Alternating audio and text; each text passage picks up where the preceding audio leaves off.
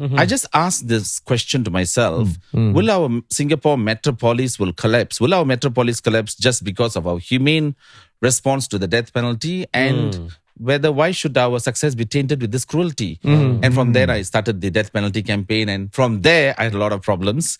And invariably, of course, human rights lawyering is not an easy area because you have to be prepared to lose your license. You must be prepared to be suspended. Many of my colleagues are, in jails. So whenever we meet, like in China, for example, many human rights lawyers are in jail. Vietnam, many are in jail. Cambodia, they get released. But Singapore, they will use other pressure tactic to destabilize you. So this is one area which is often ignored, but it's a fundamental area. Can I maybe ask, what are sort of things or instruments that has been used to destabilize you? Wow. Well, I think that one of the things is that to throw a psychiatric label very conveniently, and then, if you got this condition and all that, they have identified and stuff like that, but I should be given the opportunity to have my own independent doctor to be treated rather than by being dictated by the state that I have to go through IMH and stuff like that. And secondly, as you know, mental illness is one of the areas where human rights lawyers and those who fight against the oppressors have been identified by authoritarian regimes.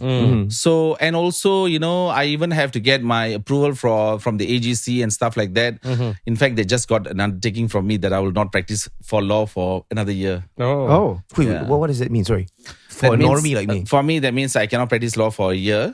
And then soon I'm going to see myself suspended. But anyway, the long and short is this. In this struggle, the thing that I've struggled with many lawyers in Singapore is that when you are in human rights, there is no compromise. Right. You either have its first principle. It's like, do you believe in right to equality? You don't then say, I justify this, I qualify this and all that. Then that becomes an arena of Tai Chi.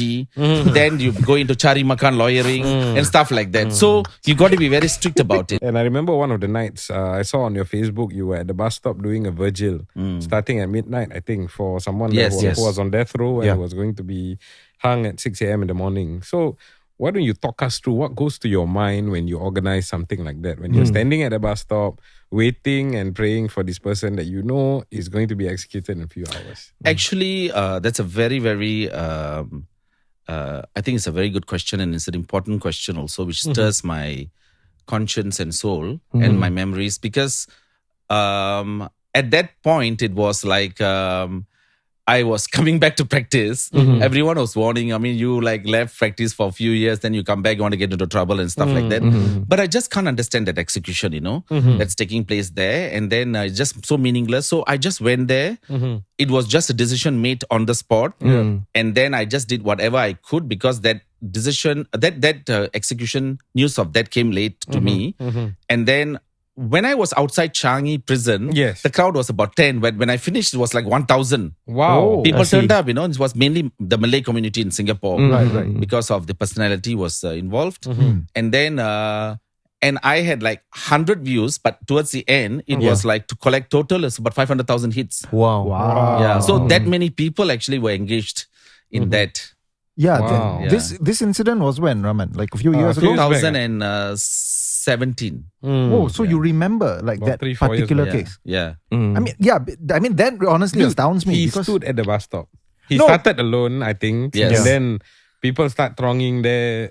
All for that purpose. I think it's etched in his memory. No, of course. But the thing is, right? The fact is, I'm sure you've taken on so many pro bono cases, and the fact that you can remember, even after, I'm sure in that many years, you would have taken on, quite a number of cases already, but you can still remember. And to me, that shows that these things really matter a lot. No, this matters a lot because it etches in your consciousness. Right. It's also dangerous because, what if they arrest you? There were 1,000 people. Outside Changi prison, 10,000. I got so shocked. Oh my God, so many people are here. That's true. That's true.